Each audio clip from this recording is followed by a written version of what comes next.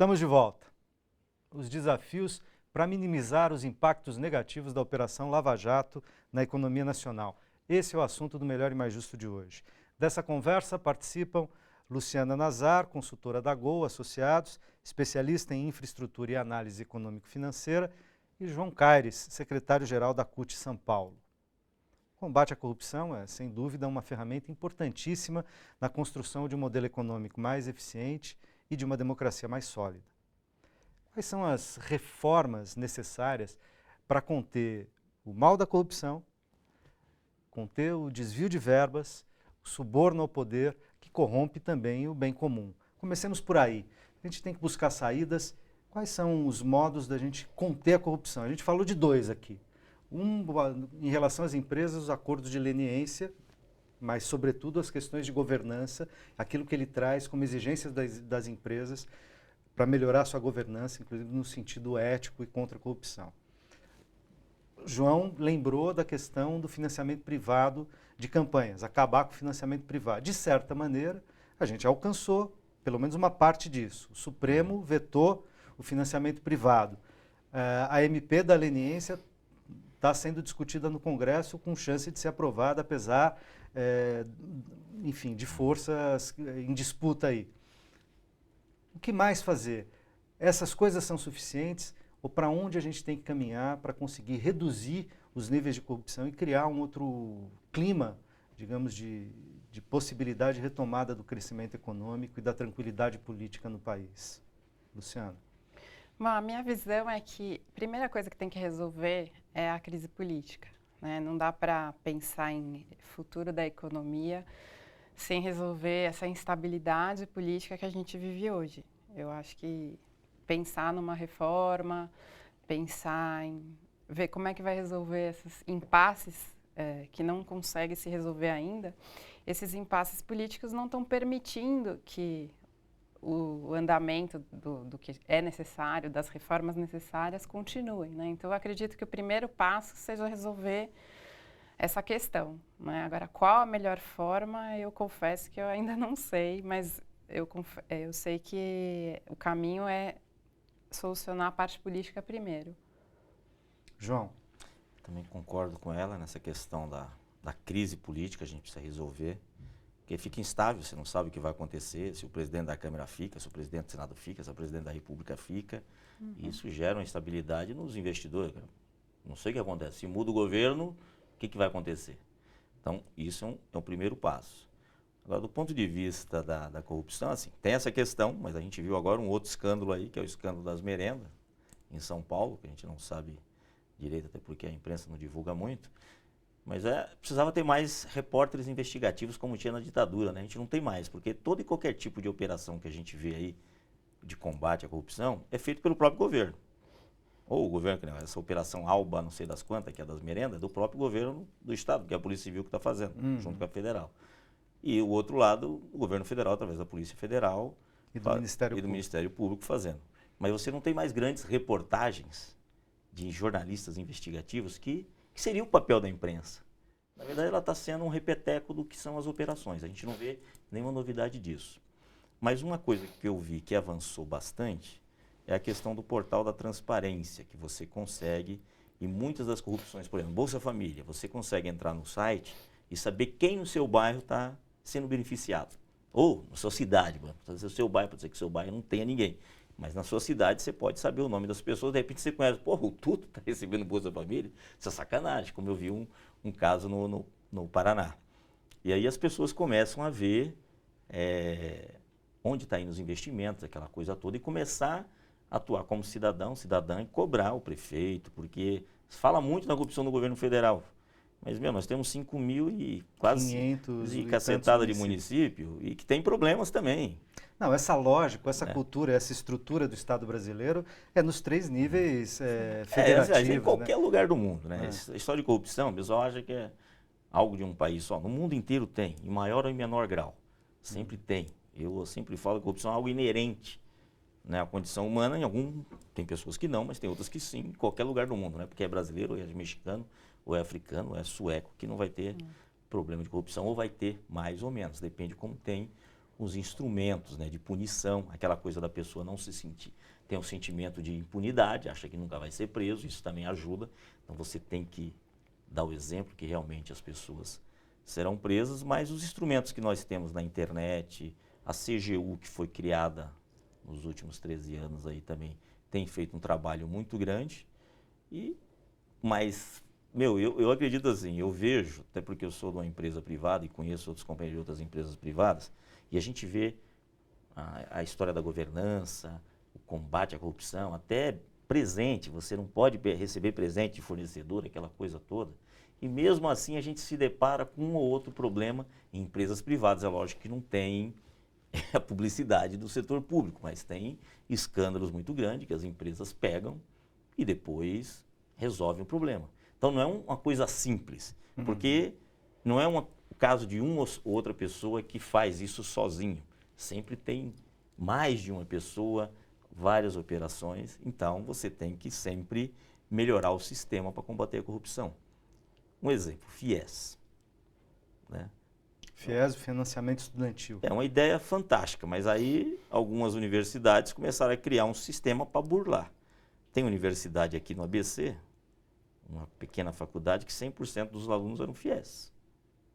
Mas aí até o governo descobrir, né? Caminha lá. O cara é uma ideia boa que ajuda os caras, mas aí os caras criam um jeitinho de dar um golpe. E assim todo o setor da sociedade. Então, ninguém tem uma solução plausível. O que a gente tem que criar instrumentos cada vez mais e aprendendo com os acontecimentos. Né? O que aconteceu, você começa a prever o futuro. E só para adicionar, dentro dessa questão da reforma política, isso para destravar a questão, né, das reformas e as questões de iniciativa da política econômica. Mas com relação ao Estado, município, né, é muito importante também uma capacitação, né, do Estado e do município para as parcerias público-privadas, para esses investimentos em infraestrutura, porque muitas vezes existem os projetos, mas não tem essa capacitação, né, do lado, às vezes, do setor público, então precisa capacitar mais, até para poder ter mais parcerias públicas-privadas, né, por exemplo.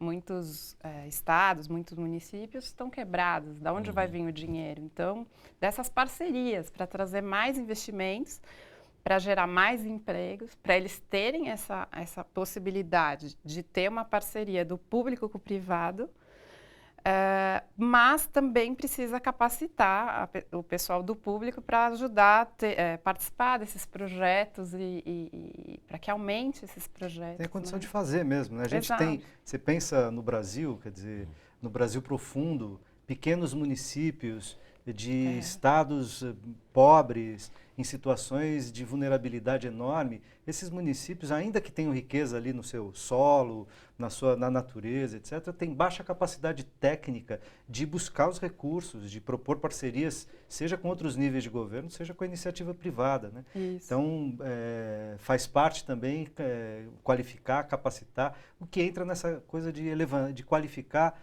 de maneira geral, né, o trabalho e a educação, o acesso da população brasileira às riquezas do país. Né? E, de certa maneira, a gente convive com uma situação que é meio paradoxal, me parece. Né? Dizer, no seio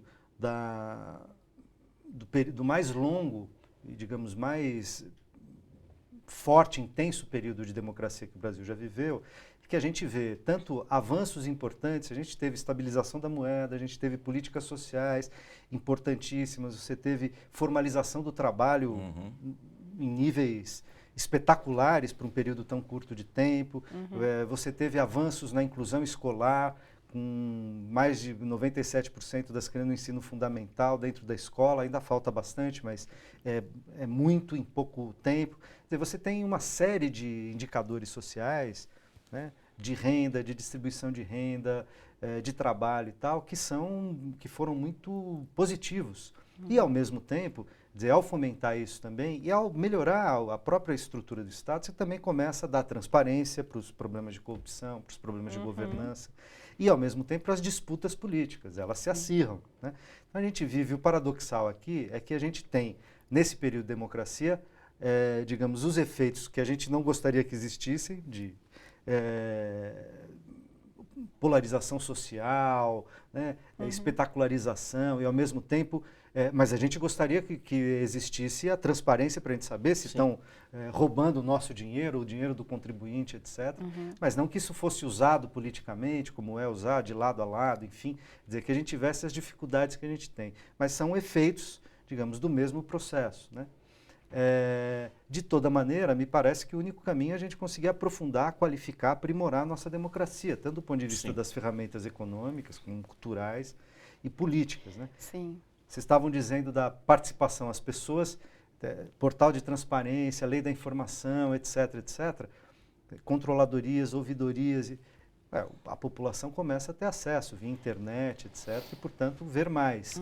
Agora, precisa se educar para poder discriminar, filtrar, né? Porque as informações são as mais contraditórias. Que é o que você está dizendo, a gente tem muito mais um jornalismo, e aqui a gente como empresa de comunicação, tá certo? Como organização, não é uma empresa, mas uma organização de comunicação, porque a TVT não tem fins lucrativos, etc. Mas você tem posições e é importante que as empresas de comunicação comecem a pensar e a refletir também sobre o jornalismo que fazem. A gente tem um jornalismo no Brasil cada vez mais declaratório e menos investigativo. Declaratório é aquilo que alguém disse, fulano de tal disse. Bom, mas o jornalista não pode se fiar naquilo que o fulano disse, tem que investigar, ouvir o contraditório, ver se aquilo que o cara disse tem algum fundamento ou simplesmente vale que ele tenha dito. Então, a gente está diante de uma série de fatores. Eu gostaria que vocês, para a gente poder terminar, e desculpe por eu ter alongado o meu comentário aqui, mas que vocês fizessem um apanhado do que vocês consideram mais fundamental, se fosse possível pontuar, para a gente poder sair da encalacrada atual e avançar nos vários setores do desenvolvimento brasileiro. João. Então, eu vejo o seguinte, apesar de eu ser uma região que produz muito caminhões, né? 50% dos caminhões são feitos aqui no Brasil, mas nós temos que pensar no modal de transporte ferroviário. Os Estados Unidos é um país praticamente do tamanho do nosso, só é maior por causa do Alasca, mas eles têm 300 mil quilômetros de ferrovia. Nós passamos a Argentina agora com o final da Transnordestina lá, né? Mas até pouco tempo a gente tinha menos ferrovia que os argentinos. Quer dizer, quem construiu mais ferrovia no Brasil foi Dom Pedro. Aí agora, no governo Lula e Dilma que... Nós estamos falando de 2 séculos atrás. Exatamente. Então a gente tem um modal, porque, andar caminhão, estragando estrada, porque os caras colocam caminhão super pesado na estrada. Estrada projetada para 30 toneladas, 40, os caras põem 50, 60 toneladas e acaba com tudo. Aí pegar um regime de concessão sério, não o regime de São Paulo, que eu acho um absurdo. Eu gastei R$100 para ir ali em Barra Bonita, de pedágio, sendo que eu gastaria 28 para ir em Belo Horizonte, que é um modelo de concessão que eu acho interessante. 60 km um pedágio, você paga R$1,80. Em São Paulo, você tem um pedágio a cada 30 km, na média R$10. E isso ninguém se discute, eu acho um absurdo. E tem um estudo que fala, se você rodar o estado de São Paulo inteiro com o seu caminhão, no final do ano que você pagou de pedágio, dá para comprar outro caminhão. Então, são coisas que a gente tem que discutir. Setor de caminhões, andar 300, 400 quilômetros. Acima disso, trem. E depois de 1.000 e poucos quilômetros, você usar nós temos um país rico em rios, tem uma costa que você pode usar navio para transportar as coisas. Você ficar carregando para cima, além do risco de morte nas estradas, aquela coisa toda que a gente tem, você pode colocar os caminhões num trem, levar ele até lá e chega na cidade, desembarque e faz. Então tem uma mudança. Então investimento, crédito, né? Tem que ter crédito. Tem essa história aí dos chineses, que a gente pode aproveitar essa onda dos chineses. Primeiro nós temos petróleo para ser o lastro, né? Investe tanto, você tem petróleo para ficar, porque eles precisam do petróleo, eles compram muito dos russos, agora estão comprando dos árabes, porque os árabes baixaram o preço. Acho que aí, essa questão de infraestrutura, a Luciana deve conhecer bem mais. Luciana. Bom, o meu resumo da minha conclusão é que sem investimento de infraestrutura não tem como crescer a economia, não tem como gerar mais empregos, né? E aí isso passa pelo que você comentou dos transportes, né, as rodovias, as ferrovias, como é que você vai criar mais indústrias, como é que vai escoar a produção, né? Então tem que investir na infraestrutura para poder ter mais indústria, para poder gerar mais emprego, para poder produzir, para poder exportar, né? Isso, sem dúvida.